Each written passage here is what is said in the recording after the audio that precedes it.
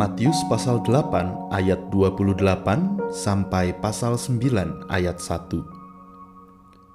Setibanya di seberang, yaitu di daerah orang Gadara, datanglah dari pekuburan 2 orang yang kerasukan setan menemui Yesus. Mereka sangat berbahaya, sehingga tidak seorang pun yang berani melalui jalan itu. Dan mereka itu pun berteriak, katanya, "Apa urusanmu dengan kami, hai anak Allah? Adakah engkau kemari untuk menyiksa kami sebelum waktunya?" Tidak jauh dari mereka itu, sejumlah besar babi sedang mencari makan. Maka setan-setan itu meminta kepadanya, katanya, "Jika engkau mengusir kami, suruhlah kami pindah ke dalam kawanan babi itu." Yesus berkata kepada mereka, "Pergilah." Lalu keluarlah mereka dan masuk ke dalam babi-babi itu. Maka terjunlah seluruh kawanan babi itu dari tepi jurang ke dalam danau dan mati di dalam air. Maka larilah penjaga-penjaga babi itu, dan setibanya di kota, diceritакannyalah segala sesuatu, juga tentang orang-orang yang kerasukan setan itu. Maka keluarlah seluruh kota mendapatkan Yesus, dan setelah mereka berjumpa dengan Dia, mereka pun mendesak supaya Ia meninggalkan daerah mereka. Sesudah itu, naiklah Yesus ke dalam perahu, lalu menyeberang. Kemudian sampailah Ia ke kotanya sendiri. Demikianlah sabda Tuhan.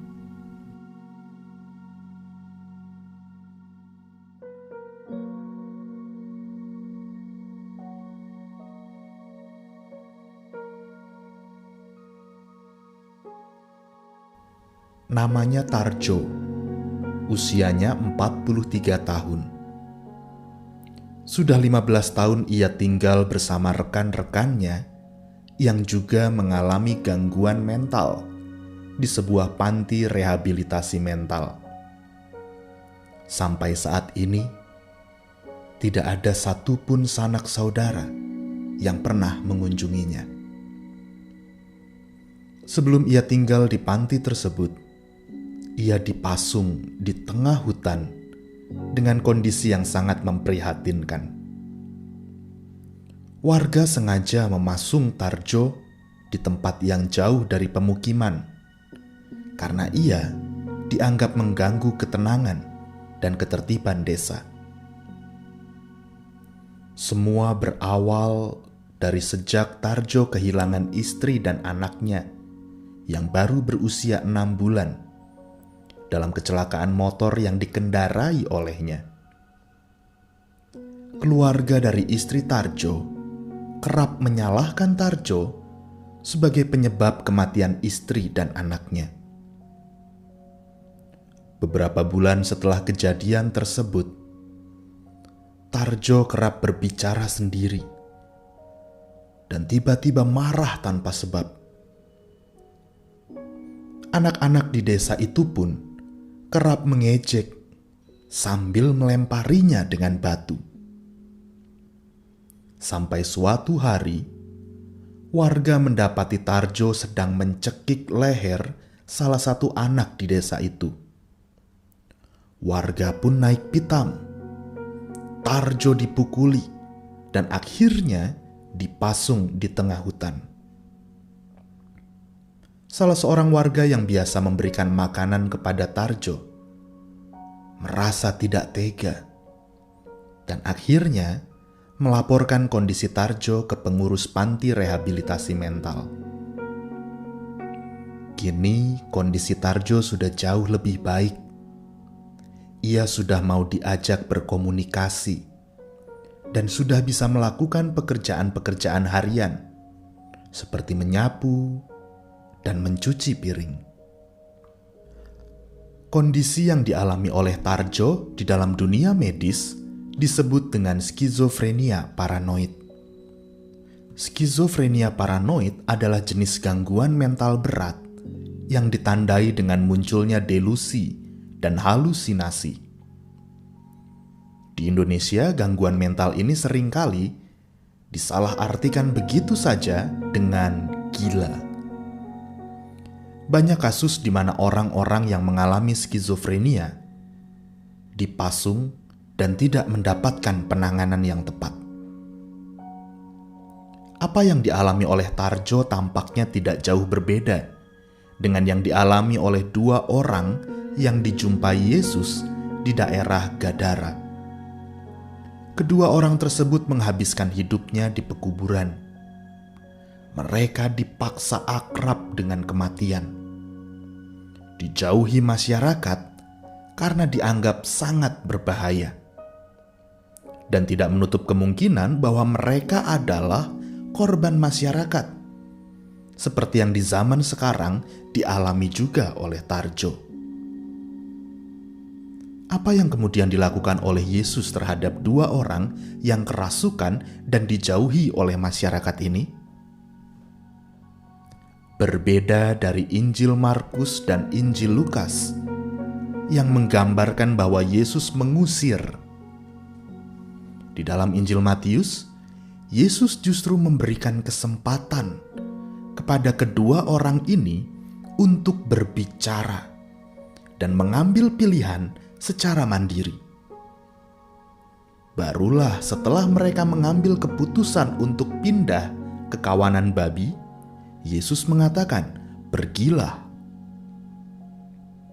Setelah Yesus membiarkan setan itu masuk ke dalam kawanan babi, reaksi masyarakat yang muncul justru mendesak Yesus untuk meninggalkan daerah mereka. Ya, Tuhan diusir oleh manusia. Ternyata setan masih kalah jahat dibanding manusia. Sikap masyarakat terhadap Yesus ini tampaknya menjadi isyarat bahwa tindakan menyingkirkan atau mengekskomunikasikan orang-orang yang dianggap sebagai ancaman adalah tindakan yang kerap dilakukan oleh masyarakat di tempat itu. Yesus dan kedua orang yang kerasukan adalah korban arogansi masyarakat. Alih-alih ditolong, kedua orang yang kerasukan justru diasingkan dan dicap sebagai orang yang sangat berbahaya. Alih-alih disambut dengan ucapan terima kasih, Yesus justru didesak untuk meninggalkan daerah mereka. Kalau kita memperhatikan bagian sebelum-sebelumnya, Yesus pernah mengatakan, "Serigala mempunyai liang, dan burung mempunyai sarang, tetapi Anak Manusia tidak mempunyai tempat untuk meletakkan kepalanya." Matius pasal 8 ayat 20. Kini apa yang dikatakan oleh Yesus benar-benar dialami olehnya dan para pengikutnya. Dari sini kita dapat melihat bahwa ketika seseorang mengikut Kristus, ternyata apa yang menjadi ekspektasi belum tentu sejalan dengan realitanya. Kalau kita melihat alur pasal 8 ini, maka kita akan mendapati bahwa 3 segmen pertama, Yesus melakukan keajaiban-keajaiban. Yesus menyembuhkan orang-orang yang sakit secara ajaib. Dan dampaknya adalah banyak orang mengikuti Yesus. Tentu saja karena mereka ingin melihat keajaiban-keajaiban berikutnya. Lalu kemudian Yesus menegaskan bahwa untuk mengikut Dia tidaklah semudah yang dibayangkan. Tidaklah selalu ada keajaiban-keajaiban. Bahkan, Yesus bersama murid-muridnya pun harus menghadapi angin ribut. Mereka harus berhadapan dengan badai. Mengikut Yesus tidak berarti bahwa mereka tidak akan berhadapan dengan badai.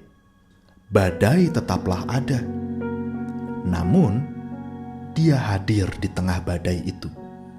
Dia ada bersama-sama dengan kita di dalam perahu ketika harus menghadapi badai. Dan sampai akhirnya, pada perikop yang kita baca, kita melihat akhir dari tantangan mengikut Kristus, yaitu diusir. Tetapi sekaligus, kita pun menyadari bahwa ketika kita mengikut Kristus, maka kita sebenarnya sedang memberi ruang kepada Allah untuk berkarya melalui diri kita. Kristus membawa kita kepada dua orang yang disingkirkan oleh masyarakat, kepada tarjo-tarjo lain yang membutuhkan telinga dan hati untuk menampung kepedihan sekaligus menerima luka-luka mereka, kepada orang-orang yang tengah berjuang menghadapi kenyataan pahit yang sedang terjadi di dalam hidup mereka. Ini pertanyaan kecil untuk kita. Apa yang kita harapkan ketika kita mengikut Kristus? Hidup yang diberkati atau hidup yang menjadi berkat bagi sesama? Ketenangan batin atau menenangkan batin mereka yang saat ini tengah gundah? Menyaksikan keajaiban-keajaiban besar atau menghadirkan keajaiban-keajaiban kecil dengan mendengarkan pergumulan sesama kita? Tuhan menolong kita. Amin.